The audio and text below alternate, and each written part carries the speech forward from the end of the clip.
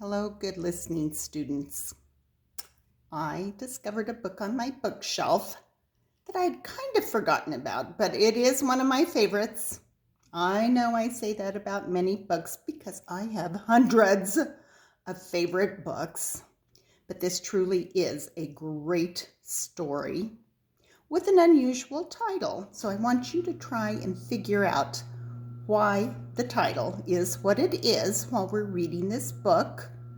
Also, see if it reminds you at all of the climate zone that we live here in Tucson, because I think you're going to recognize some of the plant life and some of the mountainous areas that we have around Tucson, but it does not take place in Tucson. I will tell you that at the ending as well. But see if it's close by, perhaps. Are you ready? The story is Roxaboxen. It is written by Alice McLaren and it's illustrated by Barbara Cooney, who has won Caldecott Awards for her good artwork. Here's the title page, Roxaboxen. Does any of that look familiar to our desert?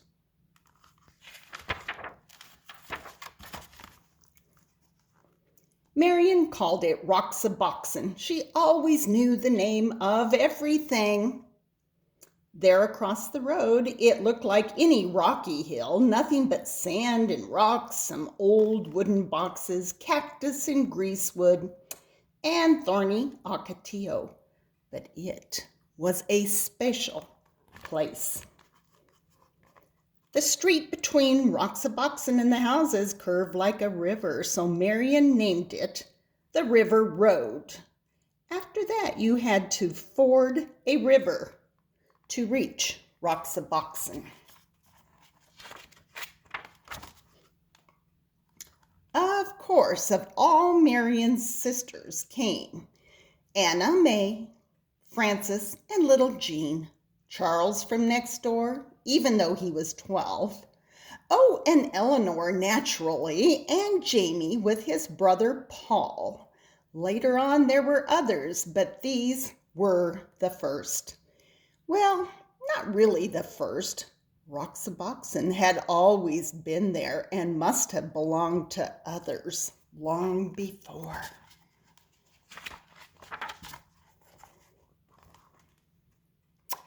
When Marion dug up a tin box filled with round black pebbles, everyone knew what it was. It was buried in treasure.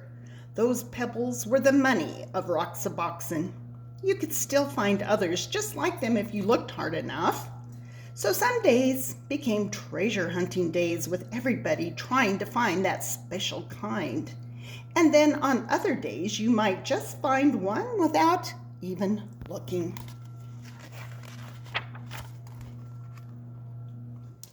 A town of Roxaboxen began to grow, traced in lines of stone. Main Street first, edged with the whitest ones, and then the houses. Charles made his of the biggest stones. After all, he was the oldest. At first, the houses were very plain, but soon they all began to add more rooms. The old wooden boxes could be shelves or tables or anything you wanted. You could find pieces of pottery for dishes. Round pieces were the best.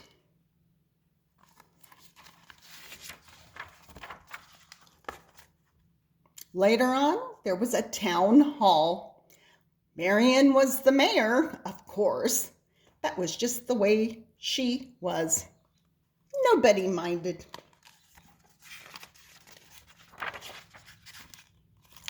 After a while, they added other streets.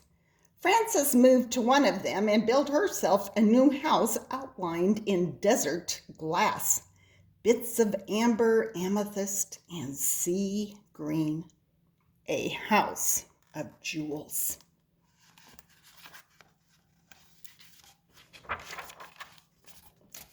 And because everybody had plenty of money, there were plenty of shops. Jean helped Anna May in the bakery, pies and cakes and bread baked warm in the sun. There were 2 ice cream parlors. Was Paul's ice cream the best or Eleanor's? Everybody kept saying, just try them both. In Roxaboxen, you can eat all the ice cream that you want.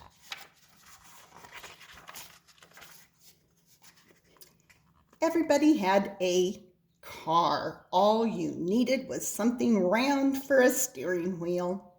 Of course, if you broke the speed limit, you had to go to jail. The jail had cactus on the floor to make it uncomfortable. And Jamie was the policeman. Anna May, quiet little Anna May, was always speeding. You'd think she liked going to jail. Can you see her in jail? Oh my. But if you had a horse, you could go as fast as the wind. There were no speed limits for horses, and you didn't have to stay on the roads. And all you needed for a horse was a stick and some kind of bridle, and you could gallop anywhere.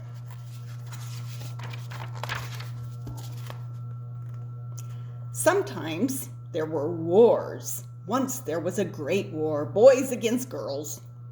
Charles and Marion were the generals. The girls had Fort Irene, and they were all Girl Scouts. The boys made a fort at the other end of Roxaboxen, and they were all bandits.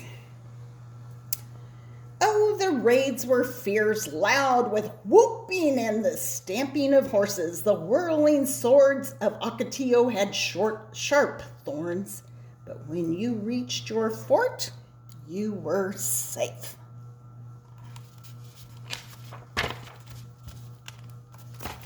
Roxaboxen had a cemetery in case anyone died, but the only grave in it was for a dead lizard.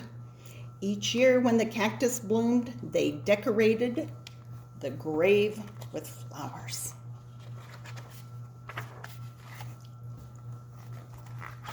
Sometimes in the winter, when everyone was at school and the weather was bad, no one went to Roxaboxen at all, not for weeks and weeks. But it didn't matter. Roxaboxen was always waiting. Roxaboxen was always there. And spring came, and the Ocotillo blossomed, and everyone sucked the honey from its flowers. And everybody built new rooms, and everybody decided to have jeweled windows. That summer, there were 3 new houses on the east slope and 2 new shops on Main Street, and so it went. The seasons changed, and the years went by. Roxaboxen was always there. The years went by and the seasons changed until at last the friends had all grown tall, and one by one they moved away to other houses, to other towns. So you might think that was the end of Roxaboxen. Oh, but no, because not one of them ever forgot Roxaboxen. Not one of them ever forgot. Years later, Marion's children listened to stories of that place and fell asleep dreaming dreams of Roxaboxen.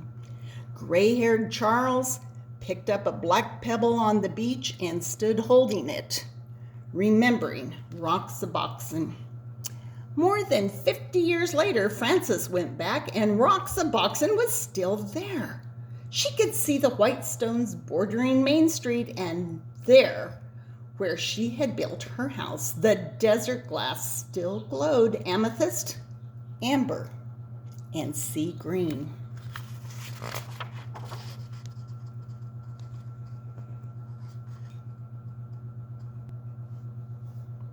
So did you figure out why it was called Roxaboxen? Was the pretend town made of lots of rocks, boxes, old pieces of jewels and glass? I think Roxaboxen was a good name. And this is what I want to tell you. At the back of the story, it gives us a little more history.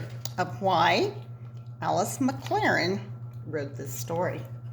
It says, on a hill on the southeast corner of 2nd Avenue and 8th Street in Yuma, Arizona, there is a place once known as Roxaboxen. The events in this book really happened to Alice McLaren's mother.